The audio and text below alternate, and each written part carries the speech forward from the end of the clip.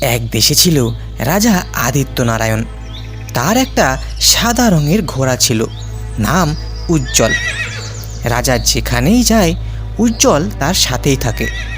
গ্রামের মানুষরা বলে এই ঘোড়া হলো রাজার শক্তি।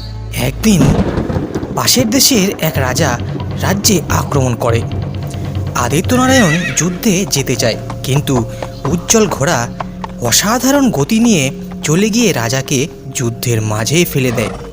রাজা প্রচণ্ড বিপদে পড়ে। তখন রাজা দেখে উজ্জ্বল ঘোড়া অন্য রাজার সাথে গিয়ে দাঁড়িয়ে আছে। আর তখন তিনি বুঝতে পারেন উজ্জ্বল ঘোড়াকে ওই রাজারা আগে থেকেই লপ্ত করে রেখেছিল। আদিত্যনারায়ণ একলা শরীরের শক্তি দিয়ে লড়াই করে। গ্রামের মানুষরা আসে আর রাজাকে সাহায্য করে। ঘোড়া নয়, প্রজার বিশ্বাসী হলো রাজার আসল শক্তি।